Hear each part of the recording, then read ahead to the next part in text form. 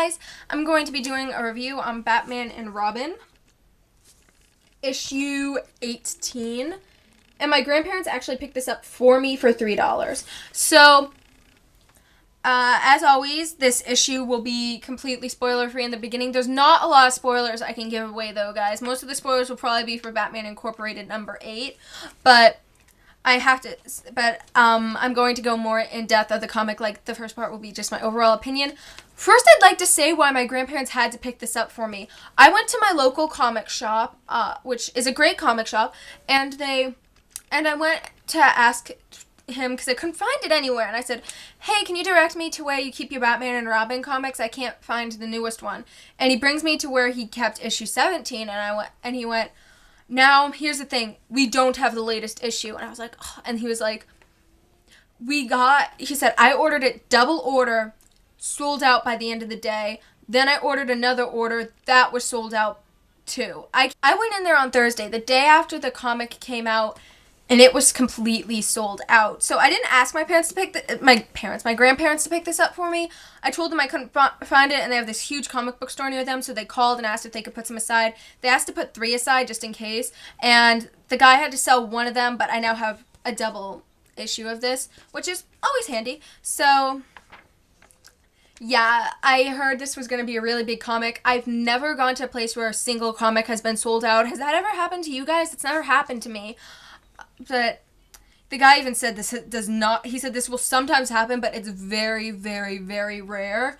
And so, time to do the review on this. So, once again, overall opinion, this issue is completely a silent issue. It has no dialogue. It's all told through pictures, images. And can I just say, I think that is genius. It is the reaction to what happened in Batman Incorporated number 8, which you do need to buy to understand the happenings in this comic. So you need to pick this up before you pick this up. That up before you pick this up.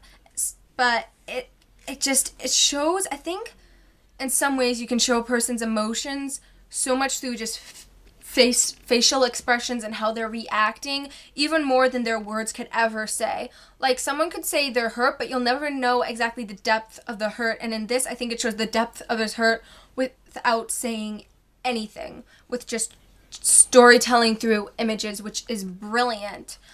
I'd give this issue probably a 10 out of 10. I don't see how this could have been done better. I've heard really good things about this. I heard it was heartbreaking. I cried when reading this. There's one particular part which involves a letter which had me sobbing and had me going, I shouldn't have read this. Like, I couldn't do a review on Batman Incorporated number 8 because I kept crying while trying to film the review.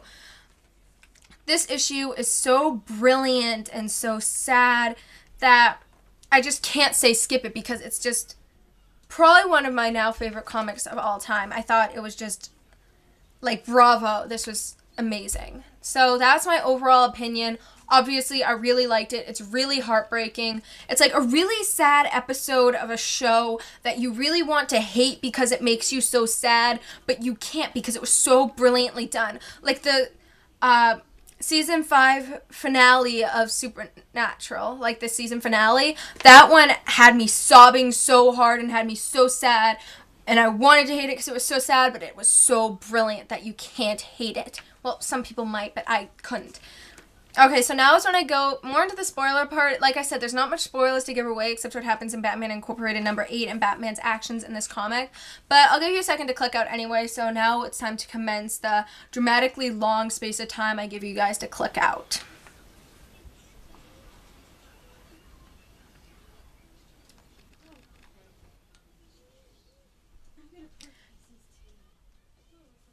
Okay, now it's time for the more in-depth part of the review. So, the events of Batman Incorporated number 8, what happened is it was Damian Wayne's death. He was murdered, and this is Bruce Wayne's, his father's reaction to it. Now, he shows a lot of violence towards villains in this, which is kind of reflective of what he did during Jason Todd's death. He became increasingly violent, which you see even more in the newest Batman comic, which I'm also going to do a review on, which that comic really reminded me of the events of Jason Todd's death. But it starts out, and just the first picture you see is already so heartbreaking. It's him looking into the fire and it just reflecting in his eyes. But I have to say, one page that really tore me up inside was Alfred looking at the portrait they all had done. I should have known when they got that portrait done it could only mean heartbreak. And then it shows Bruce covering up the portrait and covering up Damian Wayne, which is heartbreaking. And then it goes to just him. He sees Damian, like, where he goes. It's obvious he misses him so much. He misses his son. And then it shows him going out as Batman and becoming angry and violent. Oh, and this, the art is eerie. It's heartbreaking. And it shows a letter Damian left to Bruce that I'm not going to read because you need to read that yourself. It's something that just, it tore me up inside.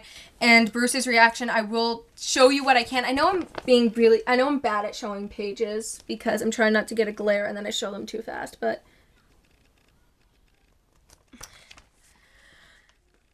Bruce is one of those people who, when he's sad, he usually acts out in anger. And the final page, the artwork is so beautiful and so perfect that I'm not going to show you it because I want you guys to open up that last page and just be rather surprised by the image at the end.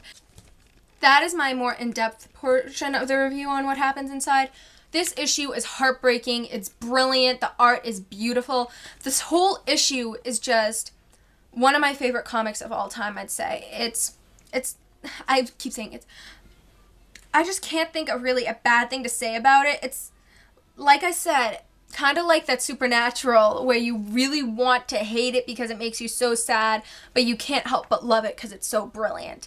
That is my review on this. I definitely think you should pick this up. And if you haven't picked up Batman Incorporated #8, you kind of needed to understand this, but I guess if you just learned Damian Wayne's dead, you could probably also pick this up just to see the reaction if you don't want to buy the comic in which he dies in, which can't exactly say I blame you because it got me really sad. So thank you guys for watching.